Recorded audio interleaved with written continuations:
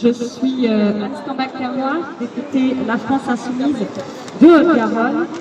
Heureuse d'être avec vous aujourd'hui, cette journée contre la corrida.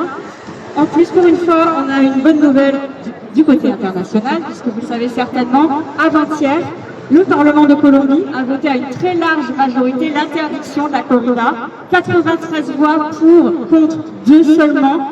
Alors que c'est le pays d'Amérique du Sud qui avait la plus longue tradition tauromachie, comme quoi c'est possible. Ils vont maintenant réhabiliter les arènes pour des activités sportives et culturelles, ça aussi c'est possible.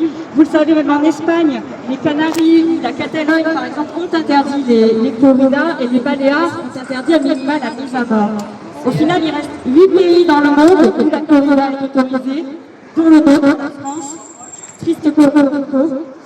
Et pourtant, 75% des Français y sont opposés. C'est le résultat d'un sondage qui date de février dernier seulement.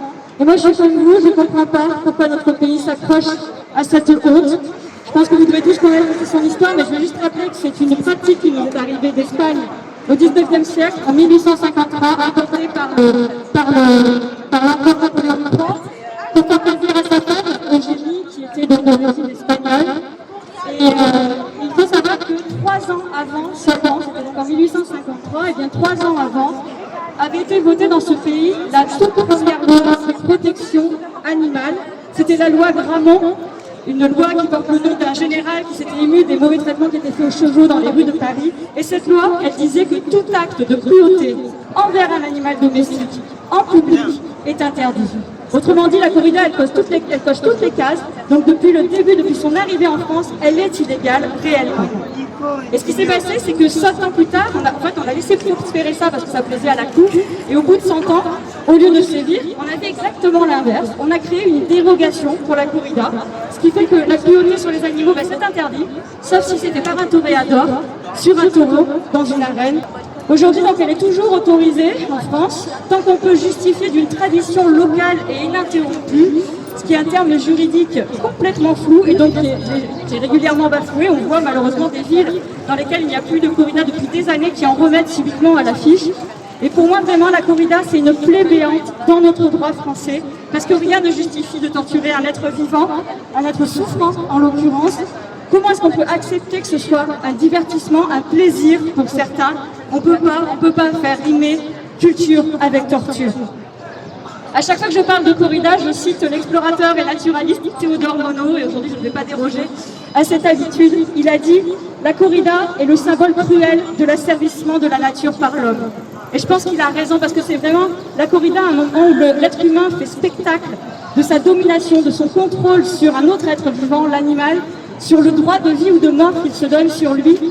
Et je crois que cette espèce d'acharnement à considérer les animaux comme des objets dont on peut disposer, c'est à la source de énormément de nos maux aujourd'hui.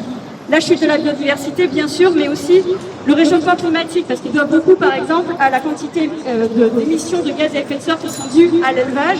Ça doit beaucoup aussi à la déforestation, notamment en Amérique latine, qui a pour but de nourrir des animaux qu'on encaisse toujours plus nombreux dans des fermes-usines indignes dans nos pays, en considérant justement ces animaux comme des machines, littéralement des machines à produire, au lieu de les voir comme les êtres sensibles et sentients qu'ils sont.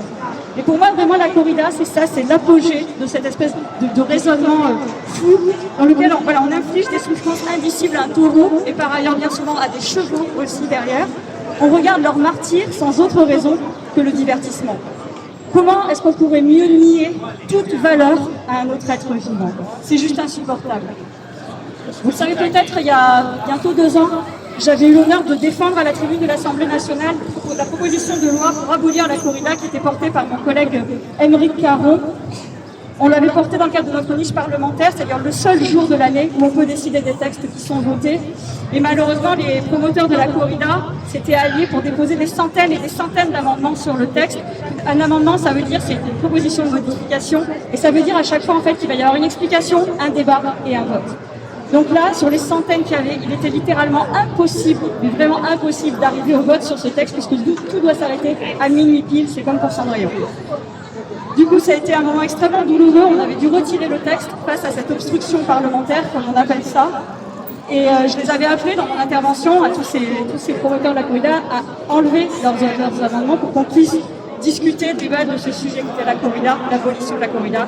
Ils ne l'ont pas fait. Aujourd'hui, le sang des taureaux coule toujours dans les arènes de France. Ici, nous souffrons tous avec eux. Mais moi, ce qui me donne du courage, c'est que je sais qu'on finira par mettre fin à cette abomination. Je sais que le débat a évolué. Je sais par exemple des gens du nord de France ont découvert que la corrida existait toujours dans le sud. Ils pensaient que c'était une tradition révolue. Et tout simplement, je sais qu'on va y arriver parce qu'il ne peut pas en être autrement. Parce que c'est le sens de l'histoire, que c'est le sens de l'humanité, tout simplement.